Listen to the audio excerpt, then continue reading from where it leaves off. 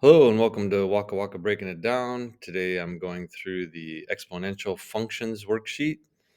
Um, and it'll show you a little bit how to use the TI Inspire to do some statistics, basically dot plot, or not dot plots, but scatter plot type stuff where you're using a regression model, either linear or exponential on the calculator. So let's get to it. So this is actually an activity, so I can't really do it on here, but I'll kind of talk you through it a little bit. Oh, sorry. Let me open up the answers to this. I'm on the wrong sheet. I'm on the questions. So here we go. So you can see here on the table, it's not filled in, but because it just says answers will vary.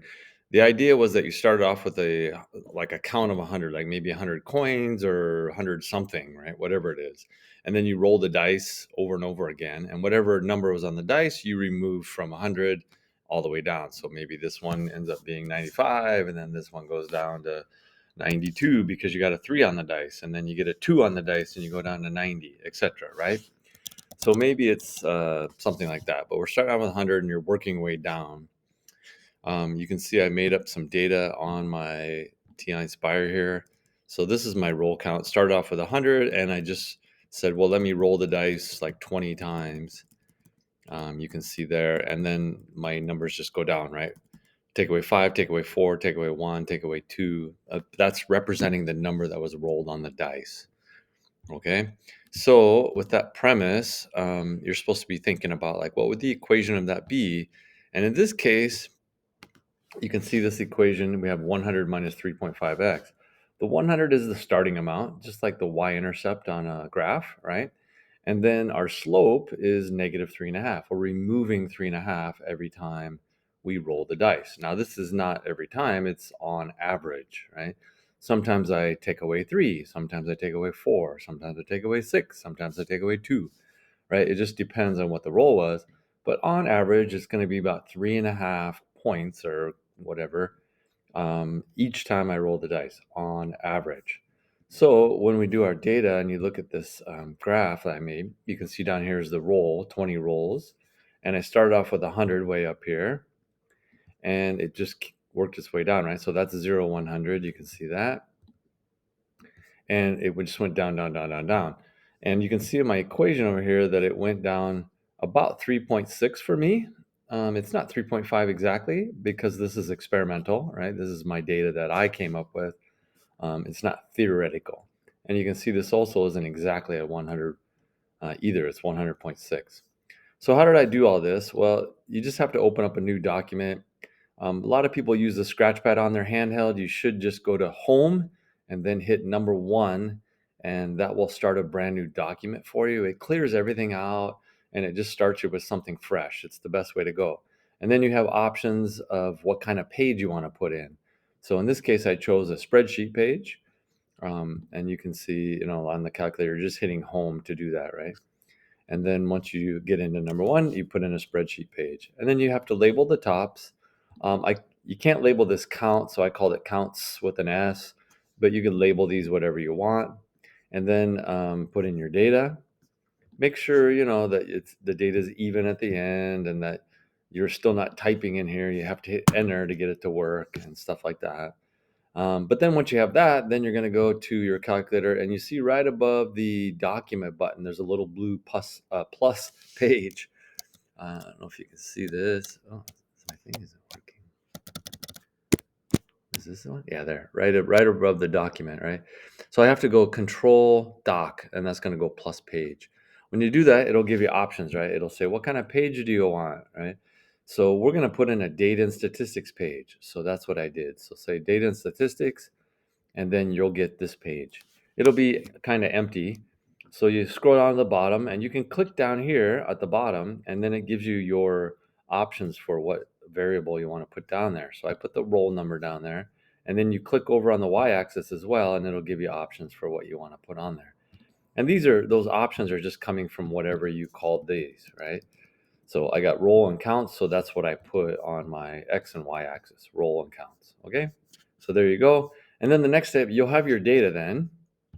And the next step to get your equation, you go to analyze, which is menu, right? Hit menu first. then go to Analyze, and then right here it says Regression, and there's all kinds of regression. We're just picking the linear one. So I did the linear one, and when you do that, you're gonna get this. All right, so you should get this equation out of it. Yours is gonna be a little different if you have different data, but that's how you use the calculator. Okay, back to the sheet. So this is theoretical, like this is if things came out perfect, that's the way it would be. But of course, when you do it experimentally, it's going to be just a little bit different, right? But it'd be very, very similar, same idea. Okay, next one, same thing, but this one's actually exponential. So now we took 100 coins and we flipped all the coins, and anything that was heads, we removed. And the ones that were tails, we kept. And then all those remaining ones, we flipped again and then removed the heads. And the tails that were left over, we flipped again, right? So you do again and again and again.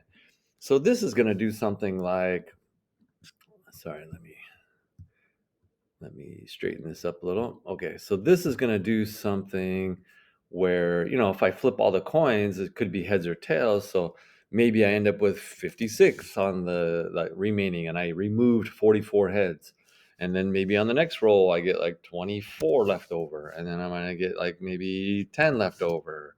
And maybe, I don't know, let's say 7 left over or something, right? So you're just flipping the coins and removing the tails each time and then recording down what's left over. Sorry, I don't want to leave this here. Okay. So I did that, and you'll see that I have shake and coin. So the shake is more like the flip. So you can call it flip or shake or whatever. So I shaked it 5 times. And each time I took away about half of the coins. But not always half, right? It was only the ones that were heads I took out. So it's about half, but not always half, right? So I'm taking away, taking away, taking away. And then I do the same process that I did before, put in a data and statistics page, put in my X and Y axis, and then your data will be there. And again, I went to menu, analyze, regression, and we have the different options. The one I'm going to pick this time, though, is exponential. It's not linear, right? This is a different type of equation. It's exponential. So that's the whole premise. And once you put that on there, you see this, right? I started off with about 100 coins. This says 104, but it's about 100 coins. And then I reduced it by half every single time that I flipped the coins. You can see this is 0.5. It's almost perfectly half, but yours might be like 0.51 or 0.52 or 0.48 or something, but it'd be really close to half. All right, so what's the idea? Well, it's just you're multiplying by the same number every time. So I start with 100, you multiply by half, I get about 50. Multiply that by half, you get about 25. Multiply that by half, you get about 12 and a half. Multiply by half again and again and again, and you're just going to reduce it by half every time. So when we had linear, you can tell that we were multiplying by some number for our number, or for our count number, right? Our roll number. Sorry. But it was kind of the same amount being added on every time, right? So we're taking away 3.5, taking away 3.5, taking away 3.5. But I wasn't really multiplying by a number. I was subtracting 3.5 every time, right? Subtract 3.5, subtract 3.5, subtract 3.5 as I go down. When I did exponential, I'm multiplying by a half, multiplying by a half, multiplying by a half. So that's the difference, right? This one is kind of adding or subtracting a number to either increase or decrease. And this one is multiplying by a number to increase or decrease, right? So what makes it go up or down? Well, in this case, it's a half. So it's less than 1, which means it's like 50%, right? It works like a percentage. So this is 50%. So that means when I multiply, I'm taking 50% and keeping that, and the rest I'm throwing away or doing something, removing, right? So if this number was bigger than 1, like let's say 1.2, right? The 1 would represent 100%, and then the 0.2 would represent 20%. So 1.2 would represent 120%. So you'd see some equation that would be like, it would be like 100 to start, and then I would have 1.2 to represent an increase of 20%. It's 100% plus an extra 20%. So what I started with plus an extra 20, right? And then it would look like that. And this would increase. So then, wherever I started at 100 or something, it's gonna go up instead of going down, right? Because it's gonna increase. Okay, so we're just looking at this number. Is it increasing, decreasing? If it was exactly 1, it would just stay flat, and you'd end up with a flat line. Burp. It would just be dead, right? Dead flat line. Okay, back to the sheet. So that's the premise. Like, this is just exploring what an exponential is. So by the time you figure that out, then it's time to move on and practice. So this first practice problem, or the first practice one, it's number 4 on the sheet. This is setting up the pay it forward, like when you do something kind for somebody else, and you're going to get your 3 friends to do it with you. So you start off at stage 0 with 3 friends. You're just like, here's my 3 friends. Right? Maybe me and 2 friends or whatever, or you tell 3 friends to do it. They go out and they do something kind for 2 other people, right? So each person is doing something kind for 2 other people. And then those 2 people are going to go do something kind for another 2 people, right? Each. So then it just ends up doubling, right? I started with 3, but then it doubled to 6 and then doubled to 12 and doubled to 24. And it just keeps doubling, right? So that's what you see in the table here. Started off with 3, went to 6, 12, 24. It just keeps double, double, double, double. So when you want to write an equation for this, I like the parentheses here. You can see this is what we end up with. The first value is the starting amount. And I always think, the general equation is y equals ab to the x. This is general equation. The A value in this is your starting amount. So in this case, we started with 3. It's when your time is 0 or your roll is 0 or just what you started with, right? That's going to be the A value. The B value is your rate. So in this case, it's a 2 because I'm doubling. But if you think of it as a percentage, it's like 200%, right? It's a 200% of what I started with. So 200% of 6 is 12. It's the same thing as doubling, right? Percentage and doubling. That's going to be the thing. Okay, so then the X tells you how many times you double it, right? So in other words, in this case, it's which stage are we on? So we use the letter S. Okay, so, if you started with 3 and then I went to stage 3, let's say, right? So this S at the power becomes 3, right? Then I'm going 2 to the third power. 2 times 2 times 2 is 8. Times 3 is 24. So I could end up getting this number out of it, right? All right, so that's how it works. So that should be your equation. Let's try another one. This one, you're starting off with 20, and you've got some medicine in your bloodstream, and you're trying to see, how much medicine is left in your bloodstream after a certain number of hours. So we have hours here. So at time 0, when I first take the dose, I have 20 milligrams in my bloodstream. All right, and we want to reduce that. And you can see they gave us the numbers. So after 1 hour, there's 10. After another hour, there's 5, and then 2.5, etc. Again, I can see that this is cutting in half, cutting in half, cutting in half, cutting in half, right? So I'm looking for that rate. What's being multiplied to go from one to the other? And that's going to be my rate in for the B value. The A value, that's just your starting amount. I start with 20, so that's what goes in the starting amount. And then the exponent, the power, is how many hours did it take to get there. In other words, how many times did I have to apply this 1/2? This is telling you how many times did you apply this rate, right? So if I went 1, 2, 3, 4, 5 different times I applied the rate, I would have 0.625 milligrams left in my bloodstream, right? And that should come out algebraically as well as on the table. All right.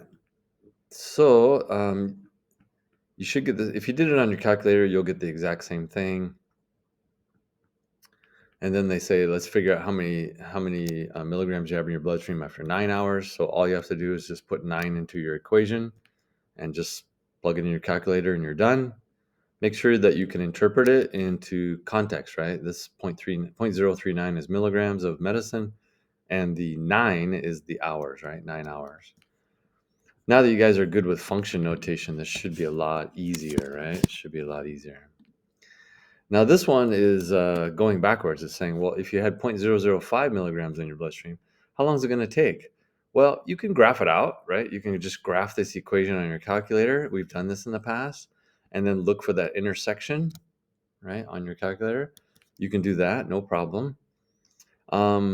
We haven't learned how to algebraically solve it yet. We will. We're going to learn how to work with logarithms next unit. And you need logarithms to be able to solve these, but we haven't learned that yet. So for now, just take this equation and graph it, and then take this number and graph it, and wherever those two things, like one's going to be exponential, but the other one's going to be a flat line, and wherever those intersect, then that's your solution, right? That's where they're equal to each other. So in this case, we got 11.966 when you graph it out. We've did this before when we did quadratics and stuff, so hopefully you haven't forgot how to find the intersection on your calculator. Please remind yourself. And that's it for this particular activity. It's just an introduction, right? There's more to come, so check out the next videos.